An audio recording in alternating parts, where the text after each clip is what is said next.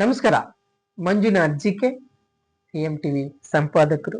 ಸ್ನೇಹಿತರೆ, ನಾನು ನಿಮ್ ಮುಂದೆ ಚರ್ಚೆ ಮಾಡ್ತಾ ಮಾಡ್ತಾ ಬರ್ತಾ ಇದೀವಿ. ಹಂಗೆ ಆದ್ರೆ ಎಷ್ಟು ಅಭಿವೃದ್ಧಿ ಆಗ್ತಾ ಇದೆಯೋ, ಎಷ್ಟು ಸಮಸ್ಯೆಗಳಾಗ್ತಾ ಇದೆಯೋ, ಅಥವಾ ಎಷ್ಟೊಂದು ತೊಂದರೆಗಳಾಗ್ತಾ ಇದೆಯೋ ಅನ್ನೋದು ತಮ್ಗೆಲ್ಲ ಗೊತ್ತು ವಿಚಾರ.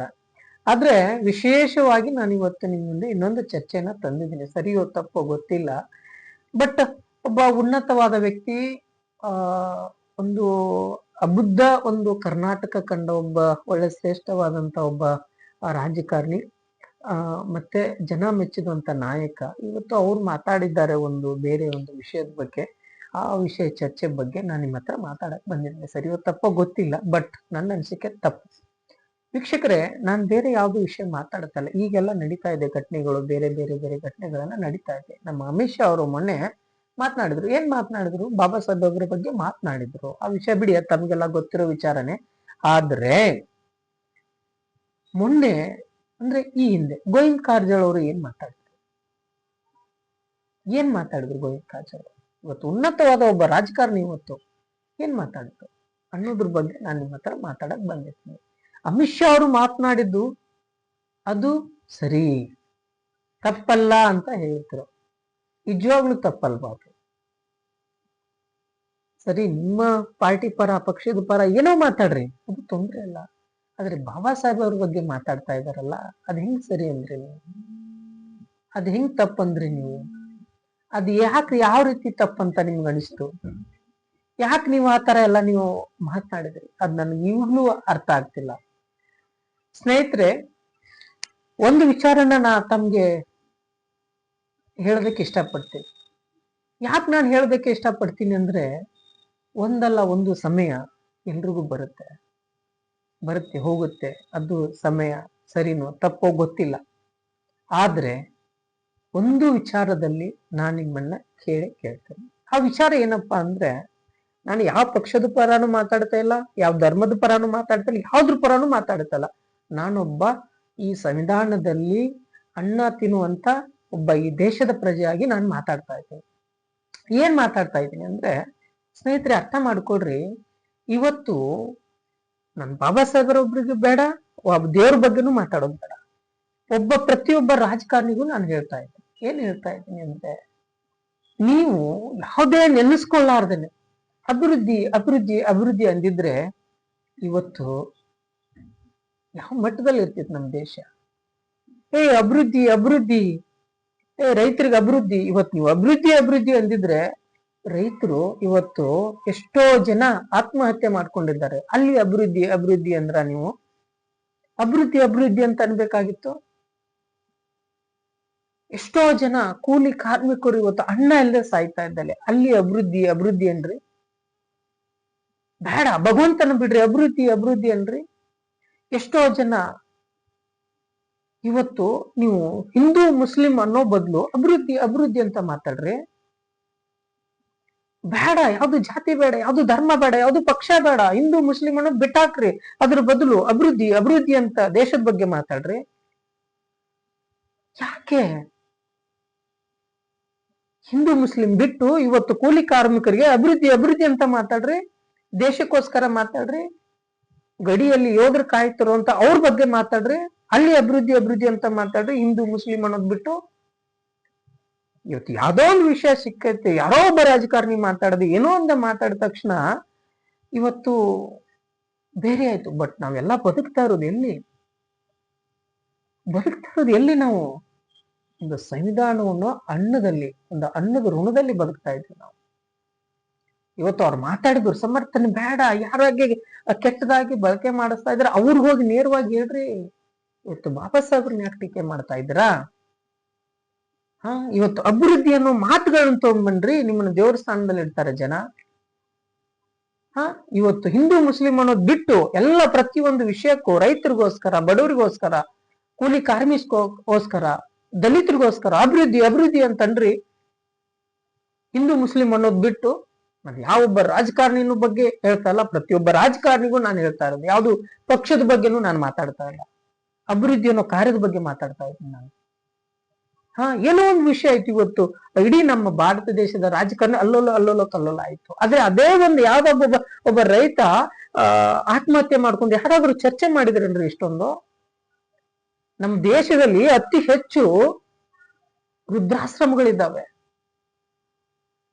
ನಮ್ಮ ದೇಶದಲ್ಲಿ ಅತಿ ಹೆಚ್ಚು ಭ್ರಷ್ಟಾಚಾರ ನಡೀತಾ ಇದೆ. ಅದ್ರ ಬಗ್ಗೆ ಮಾತಾಡ್ರಿ, ಆ ಅಭಿವೃದ್ಧಿ ಬಗ್ಗೆ ಮಾತಾಡ್ರಿ. ಯಾಕೆ ಇದೊಂದು ವಿಷಯ ಇಟ್ಕೊಂಡು ನಮ್ಮ ಬಾಬಾ ಸಾಹೇಬರ ಬಗ್ಗೆ ಸರಿ ಅಂತ ಹೇಳ್ತಿದ್ರೆ ಅದ್ರ ಬಗ್ಗೆ ಮಾತಾಡಿದ್ರ? ನಿಮ್ಮ ಕೈಯಲ್ಲಿ ಕೊಟ್ಟಿದ್ದಾರೆ ಬದಲು ಮಾಡುವಂತ ಅವಕಾಶ, ಜನರು ನಿಮ್ಮ ಕೈಯಲ್ಲಿ ಕೊಟ್ಟಿದ್ದಾರೆ, ನೀವು ಬದಲು ಮಾಡ್ರಿ. ಇವತ್ತು ಉನ್ನತದಲ್ಲಿ ಇರೋರೇ ಇವತ್ತು ಮೋಸ ಮಾಡ್ತಾ ಇದ್ದಾರೆ, ಸಾಮಾನ್ಯರ ಗತಿ ಏನಾಗ್ಬೋದು ಇವತ್ತು?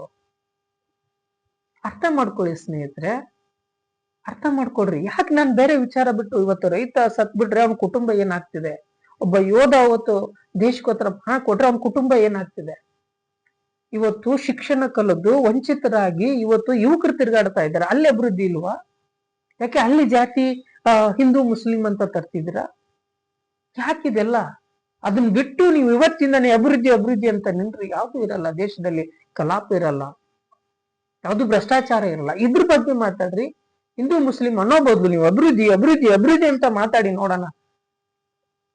ಮಾತಾಡಲ್ಲ. ಯಾಕೆ ಮಾತಾಡಲ್ಲ? ಬೇರೆ ವಿಚಾರ ಉಂಡಲ್ಲ, ಚರ್ಚೆ ಬರಲ್ಲ, ನಿಮ್ಗೆ ಮುಂಚೆನೇ ಬರಲ್ಲ. ಅರ್ಥ ಮಾಡ್ಕೊಳ್ರಿ ಸ್ನೇಹಿತರೆ, ಒಂದು ವಿಚಾರನ ಯಾವ ಮಟ್ಟದಲ್ಲಿ ತಂದು ನಿಲ್ಲಿಸ್ತಾ ಇದೆ. ನಿಜವಾಗ್ಲೂ ನಿಮ್ ಮನೇಲಿ ಒಬ್ಬನಾದ್ರೂ ನಿರೋಧಿ ಇದ್ದೇ ಇರ್ತಾನೆ, ಒಬ್ಬರಾದ್ರೂ ನಿಮ್ಮಲ್ಲಿ ಸಮಸ್ಯೆಗೆ ಒಬ್ಬ ರಾಜಕಾರಣಿಯಿಂದ ಸಮಸ್ಯೆಗೆ ಅನುಭವಿಸ್ತಾ ಇರ್ತಾನೆ. ಅಂತದನ್ನ ಬಿಟ್ಟು ಇವತ್ತು ಯಾವ್ದೋ ಒಂದು ಮಾತನ್ನು ತಂದು ಯಾರೋ ಒಬ್ಬ ಹೇಳಿದ್ರಂತೆ ಇವತ್ತು ಅದು ಸರಿ ಅಂತ ಮಾತು. ಪ್ರತಿಯೊಬ್ಬ ರಾಜಕಾರಣಿಗೆ ನಾನು ಹೇಳ್ತಾ ಇರೋದಿಲ್ಲ, ಅಭಿವೃದ್ಧಿ ಬಗ್ಗೆ ಮಾತಾಡ್ರಿ ನೀವು. ಯಾಕ್ರಿ ನೀವು ಅವ್ರ ಬಗ್ಗೆ ಮಾತಾಡ್ತಿದ್ದೀರಾ? ಯಾಕ್ರಿ ಇವತ್ತು ಬಾಬಾ ಸಾಹೇಬರ ಬಗ್ಗೆ ಮಾತಾಡ್ತಿದ್ದೀರಾ? ಅದೇ ಸದನದಲ್ಲಿ, ಕೇಂದ್ರದಲ್ಲಿ, ರಾಜ್ಯದಲ್ಲಿ ಮಾತಾಡ್ರಿ ನೀವು ಅಭಿವೃದ್ಧಿ ಬಗ್ಗೆ ಮಾತಾಡಿದ ಯಾವ್ದು ಕಾರ್ಯರೂಪಕ್ಕೆ ತಂದಿದ್ದೀರಾ? ಕಾರ್ಯರೂಪಕ್ಕೆ ತರುವುದು ಏನಕ್ಕೆ, ಎಷ್ಟು ಮಟ್ಟಿಗೆ ತಂದಿದ್ದೀರಾ ಅದು ನಿಮಗ್ ಗೊತ್ತಿರುತ್ತೆ. ನಾನು ಕೇಂದ್ರದಲ್ಲಿ ಇದ್ಕೊಂಡು ನಾನು ಮಂತ್ರಿ ಇದ್ದೀನಿ, ಅಲ್ಲಿಯವರು ಅವ್ರು ಕೇಳ್ರಿ ಅಂದ್ರೆ ಯಾಕೆ? ಇಲ್ಲಿರೋ ಜನ ಅಲ್ವಾ, ಇಲ್ಲಿರೋ ರೈತರಲ್ವಾ?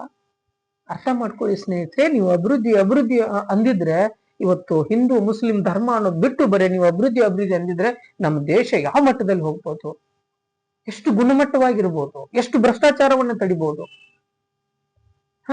ಇವತ್ತೊಬ್ಬ ಅಂಧ ವ್ಯಕ್ತಿ ಒಬ್ಬ ಮಾತಾಡಿದ ಅಂದ ಕಾರಣಕ್ಕೆ ನಾವು ಇಲ್ಲಿ ಕುಂತ್ಕೊತೀವಿ. ದಯವಿಟ್ಟು ಸ್ನೇಹಿತರೆ, ನಾವೆಲ್ಲ ಹಚ್ಕೊಳ್ಬೇಕು. ರೈತರ ಮಕ್ಕಳು ನಾವು ಚೇತರಿಸಿಕೊಳ್ಬೇಕು, ಕೂಲಿ ಕಾರ್ಮಿಕರು ನಾವು ಚೇತರಿಸ್ಕೊಳ್ಬೇಕು.